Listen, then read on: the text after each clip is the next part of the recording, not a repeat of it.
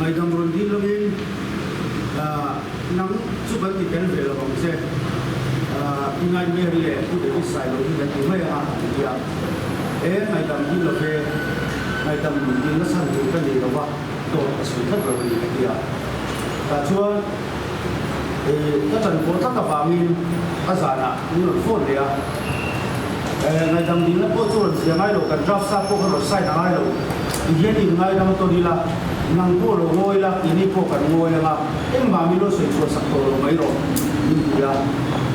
chỉ chuẩn cái tiền về là bằng tiền thì đi tháo lồng tiền nó đi chuẩn thì tôi còn sai đấy nó mà mình cô rồi sai đấy luôn là tháo mấy rồi cái gì anh nói chú mình làm hả gặp mình lâu lắm để về cả thế thì là hiện với nhiều hiện số lắm hiện tôi là số đâu Kudi kasoi ni nucleus se kadi ani tin voiya kasoi le luchu ama kudi chi ni ami ma ta koi ka mer sa anya ama le ko di ku re ma chi lo hian he chu ni tin ta han ni 100% ka chi ren nim se pe sumi pot te sam sia isol pa ta launia ka tia anh suy diễn nghe và còn đúng rồi đấy các cái quy chế đó mình thì mà những cái mấy cái sai thì đầu xe để khi là nhân tất cả một cuộc rồi thìเขาเป็นอย่างนี้ก็สวยอันนี้กันนะมังเองที่เราบอกกันละออฟฟิศอันตัดยินโอ้โหมาpolitik yang terkait dengan KPI ya, awam gaya ni in kan agreement siapa kah pura madu kana kan sabai kan sign bawa kan sign soa kota material register ini mah kita tanti ani di pusat KPI so tu kemudian pura madian kan flight ticket man pasal kalau lagi kan flight ticket dia kalau pun harus kita pun nanti tak polisi madian sung ni siap pun tu IES kan ini punya kalau ini kan pun satu orang ni sebab soal punya itu tak masuk dalam tu saya kami nanti punya yang okey zaman yang lama yang itu dia nanti sedang kita masuk tadi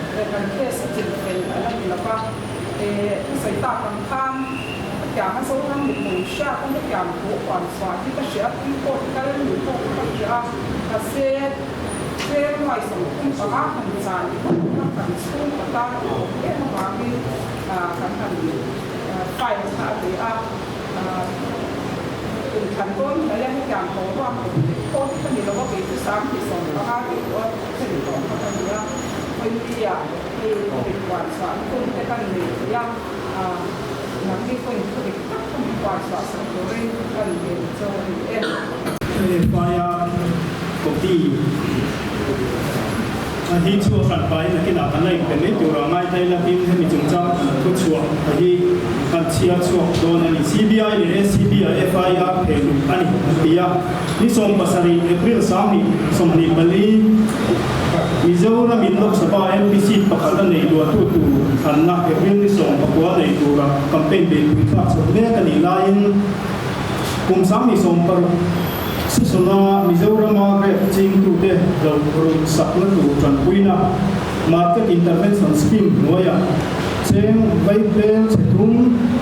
noi som sari sintum sanga za somli pakha Central Sarkar in Roman kum sami som paria ta pek chu chu teaching penani tu social media lama lagulam chu chui chiama amo kurtu chula dana mala ani thena ne mene party ayo in pol part biel lo man win khan CBI le anti corruption run sa FIR an thelu ani mi pui sum cheng vai bel chetum